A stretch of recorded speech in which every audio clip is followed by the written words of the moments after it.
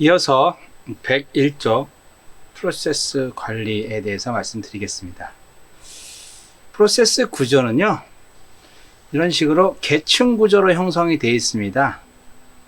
부모가 있고 부모 밑에 자식이 있고 그 자식 밑에 또 자식이 있고 하는 하이어라키 구조라고 얘기하죠. 그래서 부모 자식 프로세스인데, 인간 세계는 부모가 죽어도 자식은 살아있지만 이 프로세스는요, 인간 세계와 달리 부모가 죽으면은 하부 프로세스도 다 죽습니다. 자, 그러면은 프로세스 생성은 어떻게 되는지 같이 알아보죠. 프로세스 생성 시기는 이렇게 나눠요. 우리 배치 프로세싱 있죠? 배치 프로세싱 같은 경우는 작업이 도착할 때 프로세스가 생성이 되고, TSS, 타임 쉐어링 시스템 있죠? 이런 경우는 어떨 때 프로세스가 생성이 된다? 사용자가 로그인할 때 프로세스가 생성이 된다. 프로세스 생성 시 작업 순서는 이렇게 돼요. 프로세스 식별자를 할당하고, 먼저 구성 요소를 포함한 주소 공간과 PCB 공간을 할당하고, 프로세스 제어 블럭을 클리어하죠. 클리어하고, 이걸 갖다가 해당 큐에, 메모리에 있는 해당 큐에 삽입을 하는 게 프로세스 세부 작업 순서입니다.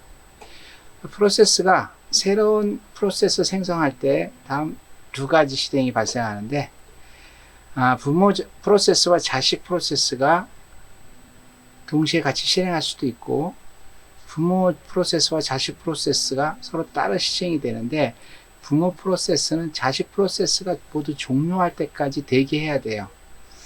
말씀드린 것처럼 계층 구조는 계층 구조인데, 부모가 죽으면 자식도 죽어요. 부모가 먼저 끝났다 그래가지고 자식이 있는데도 불구하고 자기가 종료가 되면은 작업하고 있던 자식들도 같이 죽습니다. 프로세스 종료. 네. 어떨 때 종료가 일어난다? 마지막 명령을 실행해서 프로세스를 삭제를 요청하는 경우. 일괄 처리 환경은 작업 종료를 의미하는 시스템 호출이라든가 어떤 인터럽트가 발생했을 때 종료를 요청하고, 대화형은 로그 오프 했을 때 또는 터미널을 껐을 때 프로세스가 종료가 됩니다. 그 프로세스 종료는 뭐 다양한 거로 종료하는데, abort라고 하는 명령이 있어요. 그래서 프로세스를 종료합니다. 말씀드린 것처럼 부모 프로세스와 자식 프로세스의 관계가 있어요. 부모 프로세스가 종료하면은 자식 프로세스도 종료가 됩니다. 그리고 자식 프로세스가 할당된 자원을 초과해서 사용할 때 부모가 자식을 종료를 시켜버립니다. 그리고 자식 프로세스가 할당한 작업이 더 이상 없어 이럴 때는 부모 프로세스가 자식을 종료를 시켜버립니다. 그리고 또 어떨 때 종료한다? 어버트 명령도 있고, 엑시트 명령도 있고, 웨이트 명령도 있고. 근데 프로세스를 종료하는 이유는 요때 종료를 합니다.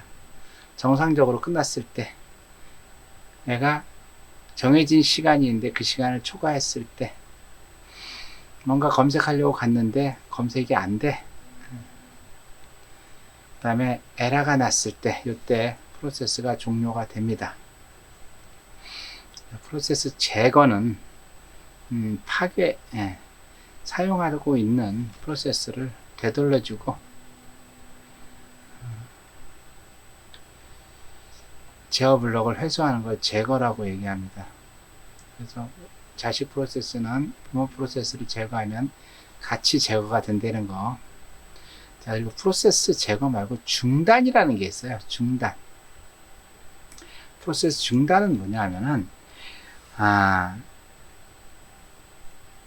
새로운 프로세스를 생성해서 실행하거나 실행 중인 프로세스를 중단했다가 다시 실행해서 사용을 할 수가 있는데, 새로운 프로세스를 생성한 것보다는 실행 중인 프로세스를 중단했다가 다시 실행하는 경우 시스템의 부하가 굉장히 적게 걸린다는 거예요. 그래서 실행 대기가 아닌 중단 상태를 추가하게 되면은 해당 이벤트 발생할 때 즉시 실행 상태로 바꿀 수 있는 이점이 있어서 이 프로세스 중단이라고 하는 그런 오브젝트가 들어가 있습니다. 그러니까 다중 프로그램에서 어떨 때 프로그램이 중단되냐면요, 프로세스 입출력 요구 외에 다른 원인으로 프로세스 중단한 상태, 예를 들어 자원 부족 될 수가 있겠죠. 그때 다중 프로그램에서 중단할 수가 있습니다. 그리고 단일 처리 시스템 있죠. 멀티타스킹이나 싱글 타스킹일 때는 해당 프로세스가 스스로 중단을 해야 되는데, 다중 처리 시스템 같은 경우는 본인이 중단을 할 수가 없고 다른 프로세스가 중단을 시킵니다. 중단된 프로세스는 다른 프로세스가 실행해야지만 실행할 수가 있습니다. 그리고 장시간 중단 시는 프로세스가 해당 자원을 반환을 합니다. 그래서 메인 메모리 같은 경우는 프로세스 중단 시 즉시 반환하고, 보조 메모리, 하드디스크는 조금 기다려 봤다가 시간이 너무 오래 걸린다, 그때 반환을 합니다. 재밌는 거는 중단한 프로세스는 중단한 지점부터 다시 시작을 합니다. 여기 보시면은 다이어그램이 이렇게 있는데, 프로세스 상태 변화 보신 거죠? 여기 이제 중단 상태가 별도로 이렇게 있어요. 그래갖고 여기 중단이, 대기가 중단된 대기라는 게 있고 중단된 준비라는 게 있어요. 새로운 프로세스를 하나 생성하는 것보다는 이 중단을 만들어 놓고 중단된 걸 이용하는 게 훨씬 더 효과적이라고 말씀을 드렸어요. 이어서 교재 109쪽 스레드에 대해서 같이 알아보겠습니다. 스레드가 무엇이냐? 스레드는 프로세스의 특성인 자원과 제어에서 제어만 분리한 실행 단위를 스레드라고 얘기한다. 프로세스 하나는 스레드 한 개 이상으로 나눌 수 있다. 프로세스의 직접 실행 정보를 제외한 나머지 프로세스 관리 정보를 공유한다.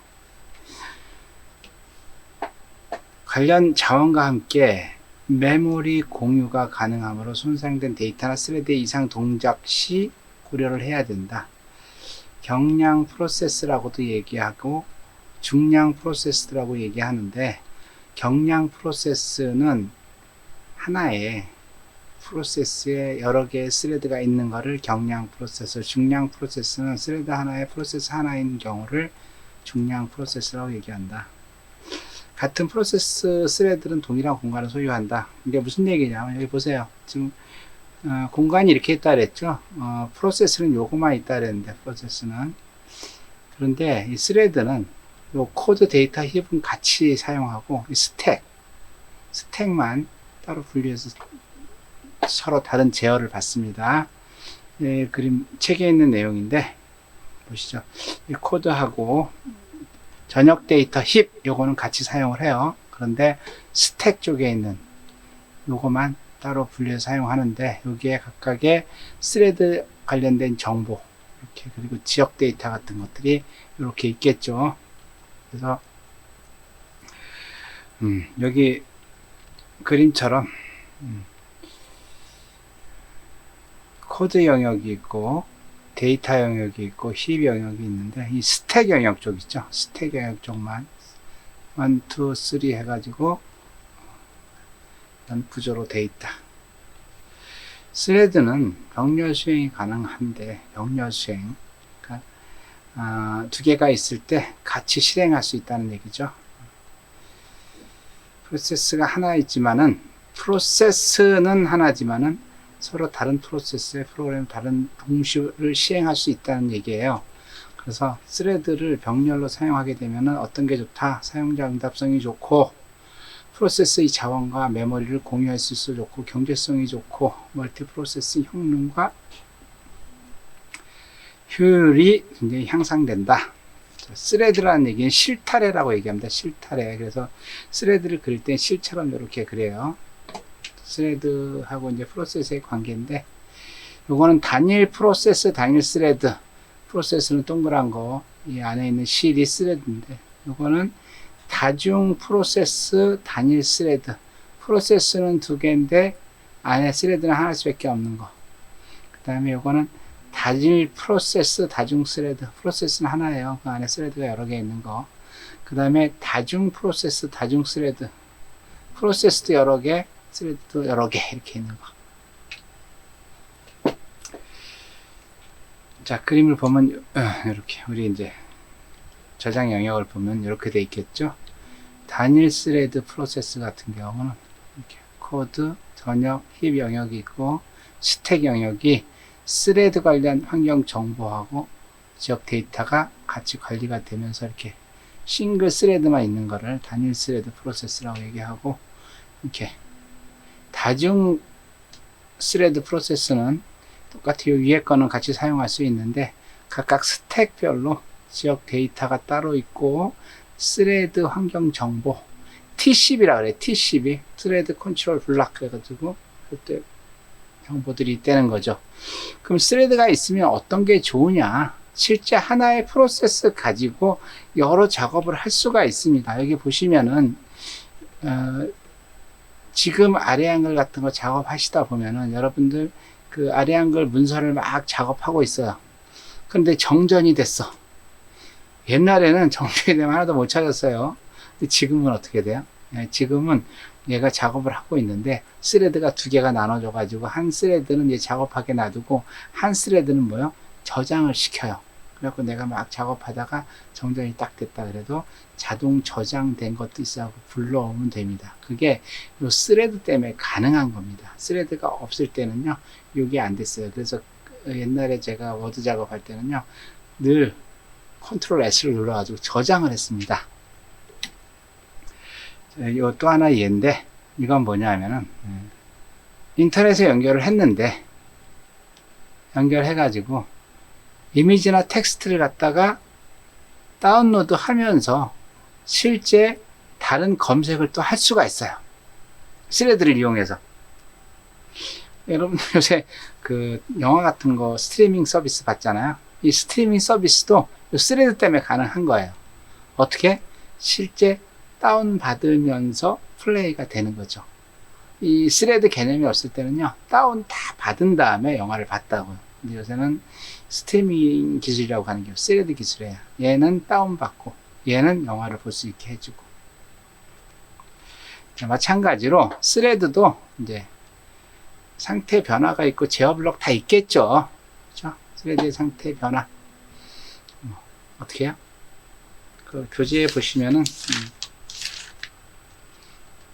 114쪽에 상태 변화 있죠. 똑같습니다. 생성하고 그 다음에 준비하고 그 다음에 실행하고 대기하고 계속 똑같이 해주는 게 스레드의 상태 변화입니다. 마찬가지로 이제 스레드도 스레드 제어 블록 T10이라는 게 있겠죠. 그래서 T10의 내용도 똑같아요. 실행 상태, 스케줄링 정보, 계정 정보, 스케줄링 큐용 다양한 포인터, 프로세스 제어 블록의 포인터 이런 것들을 갖고 있어야지만 스레드를 운영할 수 있겠죠. 그래서 그림상으로 보면 이렇게 되어 있습니다. 조작 공간이 이렇게 있으면은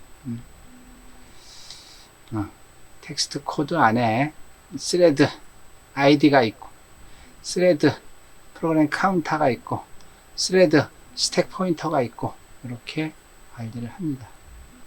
스레드 제어 블록. 자, 그러면은 스레드는 이제 구현하는 방식이 세 가지 방식이 있어요. 다대일 방식, 1대1 방식, 다대다 방식 이렇게. 그래서 그거에 대해서 같이 알아보겠습니다. 스레드는 사용자 수준의 스레드라고 하는 N:1 매핑. 사용자가 스레드를 하나하나 지정해 주는데 실제 커널에 가면 그 여러 개가 하나로 뭉치는 거를 사용자 수준의 스레드라고 얘기합니다. 커널 수준의 스레드는 1대1이에요. 사용자가 하나 만들면 커널도 하나 만들어주는 거고, 혼합형은 요 사용자 수준의 스레드하고 커널 수준의 스레드를 갖다가 혼합한 겁니다. 자, 그러면은 우리 사용자 수준의 스레드를 같이 한번 보죠. 사용자 수준의 스레드는 뭐다? 사용자 영역에서 스레드 라이브러리를 구현하고 스레드와 관련된 모든 행위를 사용자 영역에서 해요. 그래서 스레드 교환 자체를 갖다가 커널은 개입하지 않아요. 그래서 커널에서 사용자 영역으로 전환 자체가 불필요합니다. 그래서 커널은 스레드가 아니라 프로세스 단위로 인식을 합니다. 프로세스 단위로. 그래서 그림을 보면 더 쉬울 겁니다. 보세요. 이렇게 사용자 영역이 있고 커널 영역이 있어요. 커널 영역 그리고 이제 하드웨어가 있는데 사용자에서는 여러 개의 스레드를 만들 수가 있어요. 지금 이렇게 만들 수가 있는데 커널에서는 이렇게 여러 개 만들어진 게 하나의 스레드로 인정한다는 얘기예요. 이렇게. 그래서 여기서 세 개의 작업이 들어가는데 커널은 세 개를 몰라. 커널은 하나 작업밖에 못해. 그래서 이 부분에 대해서만큼은 뭐하고 똑같다? 프로세스하고 똑같다고 보시면 돼요. 그래서 이거를 갖다가 사용자 영역 스레드라고 얘기하면서 다대 1 매핑이라 그래요. 사용자 영역에서는 여러 개의 스레드가 만들어지지만 커널에서는 하나밖에 만들어질 수가 없다. 이렇게. 그렇다면 사용자 수준의 스레드의 장점에 대해서 같이 한번 알아보죠. 일단 이식성이 높아요. 왜 이식성이 높아? 커널에 독립적이야. 커널하고 아무 상관이 없어. 그래서 사용자가 알아서 다 정의를 하면 돼요. 그러다 보니까 이식성이 굉장히 높고요. 오버헤드가 적어요. 왜 오버헤드가 적어? 커널을 부를 필요가 없어요. 커널하고 완전히 별개예요. 나는 여기서 여러 개의 스레드가 있어도 밑에 가면 하나밖에 없으니까 커널하고는 전혀 통신할 필요가 없는 거죠. 그리고 스케줄링이 유연해요. 사용자 영역에서 스레드 라이브러리라고 하는 거 있죠. 거기서 제어를 하기 때문에 스케줄링을 마음대로 할 수가 있는 거죠. 자, 그렇다면 단점이 있겠죠. 사용자 수준의 스레드의 단점. 시스템을 동시성을 지원하지 않아. 이 커널은요, 몰라요. 여기서 스레드가 몇 개 있는지, 10개인지, 20개인지 몰라요. 얘는 그냥 무조건 하나야, 하나. 그래서 이 커널에서 하나가 실행되고 있으면 여기서 분리가 될 수가 없다는 거죠. 그 두 번째는 확장의 제약이 따른다. 커널은요, 말 그대로 여러 개의 프로세스를 할당할 수 있어요, 없어요? 없어요. 네. 그리고 스레드 간에 보호를 할 수가 없다.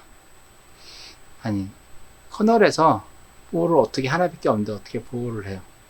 그렇죠? 이런 것들이 이제 이 사용자 수준의 스레드의 단점입니다. 사용자 수준의 스레드를 보완하기 위해서 만든 건데 한 프로세스에 다수의 프로세스가 할당받아서 병행으로 실행하는 거예요. 스레드 한 개가 커널 하나에 매핑이 되는 겁니다. 그래서 사용자 수준의 스레드가 커널 수준의 스레드하고 무조건 1대1로 매핑이 되는 거예요. 그래서 사용자 수준의 스레드가 생성이 되면 커널 수준 스레드 자동으로 생성이 됩니다. 그림으로 한번 보죠. 여기 보시면은 이렇게 되어 있습니다. 사용자 영역이 있고 커널 영역이 있습니다. 그런데 이 사용자 영역에 있는 스레드가 커널 영역에서 1대1로 매핑이 됩니다. 1대1로. 그래서 이 커널 영역에 그 전에 보면 여기 스레드 제어 블록하고 프로세스 제어 블록하고 두 개가 다 여기 있어요. 사용자 수준은 스레드 제어 블록은 여기 있고 프로세스 제어 블록은 여기 있었단 말이에요. 그런데 이 커널 수준의 스레드는 스레드 제어 블록도 커널 영역에 있고 프로세스 제어 블록도 커널 영역에 있습니다. 자, 그렇다면 커널 수준의 스레드의 특징, 커널이 직접 스케줄링을 합니다. 그렇죠? 문제는 오버헤드가 굉장히 커지겠죠. 커널이 전체 프로세서 스레드 정보를 유지해야 되니까. 재밌는 거는 각 스레드를 개별적으로 관리할 수가 있어 동일한 프로세스 내 스레드를 병행으로 처리할 수가 있습니다. 또한 동일한 프로세스인 스레드 중 한 개가 대기가 되더라도 다른 걸 이용해서 처리할 수가 있겠죠. 문제는 이제 자원이 필요하다는 거죠. 자원이. 그래서 컴퓨터 성능 좋아지니까 뭐 좋겠죠. 그렇죠? 이어서 이제 혼합형 스레드. 이거는 말 그대로 다대다 스레드예요. 사용자 수준의 스레드와 커널 수준의 스레드를 혼합한 구조로 사용자 수준의 스레드는 커널 수준의 스레드와 비슷한 경량 프로세스의 다대다로 매핑이 되고 경량 프로세스 커널의 수준은 스레드와 1대1로 매핑이 돼요. 1대1과 다대다를 같이 할 수 있는 거죠. 자, 그림을 보면 되게 쉬울 것 같아요. 여기 보시면은 이렇게 얘는 1대1이잖아요. 그렇죠? 얘 같은 경우 요렇게 여기서부터 요렇게요. 요거는 뭐예요? 다대일 매핑이죠. 요것도 다대일 매핑이고 요건 다대다 매핑이 되는 거죠. 이렇게 혼합형으로 사용할 수 있다는 거죠. 혼합형 스레드의 특징, 다대다로 매핑이 된다. 커널 영역에선 병렬 처리 정도를 결정할 수 있고 병렬 처리의 의미가 없을 때는 다대일 매핑을 사용할 수도 있고 스레드 풀 기능을 통해서 1대1 매핑을 사용해서 오버헤드를 줄일 수도 있고 그렇죠? 이는 경량 프로세스 입출력 완료를 기다리더라도 동일한 프로세스에 더 다른 경량 프로세스를 실행할 수 있기 때문에 되는 거죠. 현재 여기서 스레드 풀링이라는 얘기가 나오는데 스레드 풀링은 뭐다?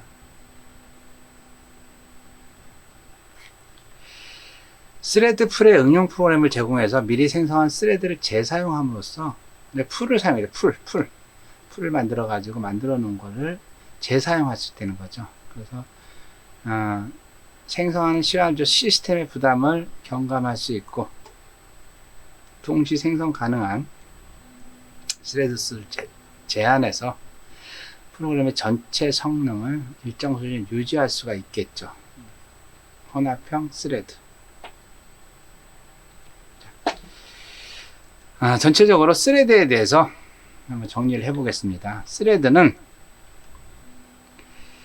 중량 프로세스와 특징이 동일하면서 굉장히 효과적이다.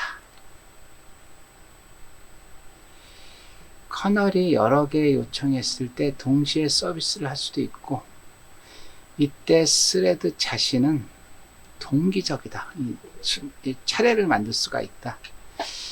현재 실행하는 스레드가 대기 상태면 동일한 그룹에 있는 다른 스레드를 실행할 수도 있다. 아까 얘기했죠. 이렇게 스레드가 이렇게 있고 커널에 이렇게 있으면은 지금 실행하고 있는 스레드가 대기 상태면 다른 걸 사용할 수가 있다. 이거는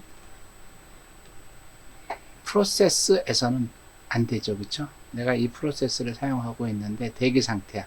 다른 프로세스를 사용할 수 있다. 안 되죠. 그래서 여러분들이 이제 여기서 아셔야 될 게 다중 프로세스하고 다중 스레드하고 무슨 차이가 있느냐. 다중 프로세스는 각 프로세스를 다른 프로세스 독립적으로 실행해서 그 PCB 있죠. 카운터, 스택 등 다 사용하는데 파일 서버가 디스크 입출력을 기다리는 동안에 대기를 해야 돼요. 프로세스에서는. 다중 프로세스에서는.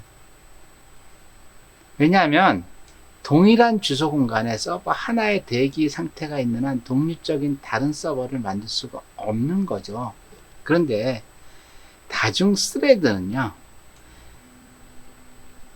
한 개가 대기 상태일 때 다른 스레드를 실행할 수도 있다는 거죠. 아까 말씀드린 것처럼 프로세스 상태 변환 있죠? 상태 변환이 있는데 대기 상태에서 이걸 사용할 수가 없다.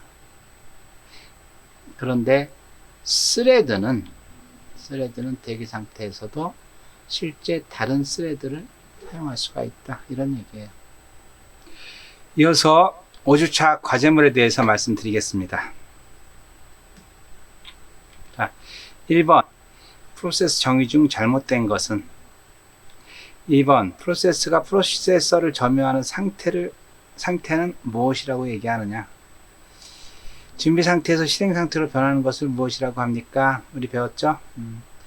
PCB 정보가 아닌 것은 무엇인가요? 선택하면 돼요. 인터럽트나 시스템 출동으로 실행 중 프로세스 제를 다른 프로세스 넘겨 실행 상태가 되도록 하는 것을 무엇이라고 하나요? 네, 프로세스 안에서 작업 단위로 시스템의 여러 자원을 할당받아 실행하는 프로그램 단위를 의미하는 것은 무엇인가요? 프로세스 안에서 작업 단위로. 자, TCP 정보가 아닌 것은 사용자 수준의 스레드 장단점을 적어주시면 돼요. 동일한 프로세스의 스레드 사이에서 스택, 데이터, 세그먼트, 힙 중 무엇을 공유하죠? 여러분들 공유하는 거 적어주시면 될 것 같아요. 대기 상태에서 실행 상태로 바뀌는 것을 웨이크업이라고 한다. 맞는지 틀린지를 써주시면 됩니다. 그래서 작성하셔가지고 이거는 말씀드린 것처럼 과제 설명란에 작성해 주셔야 됩니다.